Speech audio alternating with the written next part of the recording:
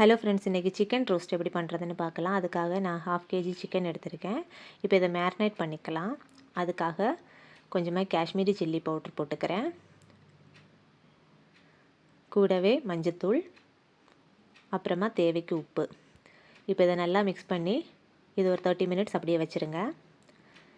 இப்போ இதுக்கு தேவையான மசாலா வறுத்துக்கணும். அதுக்காக மல்லி, அப்புறமா சோம்பு, மிளகு, கருவேப்பிலை போட்டதை நல்லா வறுத்துக்கங்க.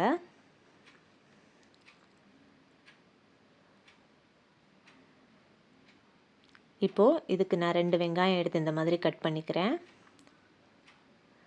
அப்புறமா இஞ்சி பூண்டு பேஸ்ட் எடுத்திருக்கேன், சில்லி ஃப்ளேக்ஸ், உப்பு, 2 பச்சை மிளகாய், அப்புறமா கரம் மசாலா.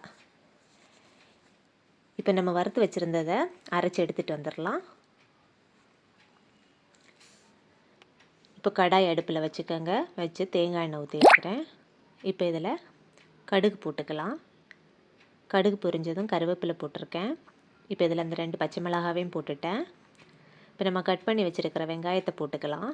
போட்டு அதை நல்லா வதக்கிக்கோங்க. இப்போ இதில் இஞ்சி பூண்டு பேஸ்ட்டு சேர்த்துக்கிறேன். சேர்த்து அதோட பச்சை வாசனை போகிறது வரைக்கும் அதையும் வதக்கிக்கோங்க. இப்போ நம்ம மேரினேட் பண்ணி வச்சுருக்கிற சிக்கன் இதில் சேர்த்துக்கலாம். சேர்த்து இதையும் நல்லா கலந்து விட்டுக்கங்க.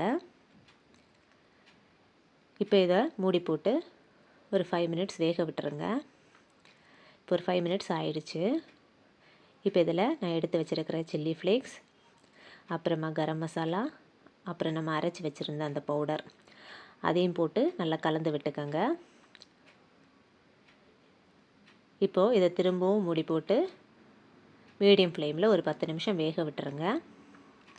இப்போ ஒரு 10 நிமிஷம் ஆயிடுச்சு. பார்த்திங்கன்னா இதில் கொஞ்சமாக தண்ணி இருக்குது. இது வற்றுறது வரைக்கும் இது அப்படியே விட்டுருங்க. இப்போ பார்த்திங்கன்னா தண்ணியெல்லாம் வற்றிடுச்சு. அவ்வளோதாங்க, நம்மளோட சிக்கன் ரோஸ்ட் சூப்பராக ரெடி ஆகிடுச்சு. இந்த ரெசிபி உங்களுக்கு பிடிச்சிருந்தா லைக் பண்ணுங்கள், கமெண்ட் பண்ணுங்கள், ஷேர் பண்ணுங்கள், மறக்காமல் சப்ஸ்கிரைப் பண்ணுங்கள். தேங்க்ஸ் ஃபார் வாட்சிங்.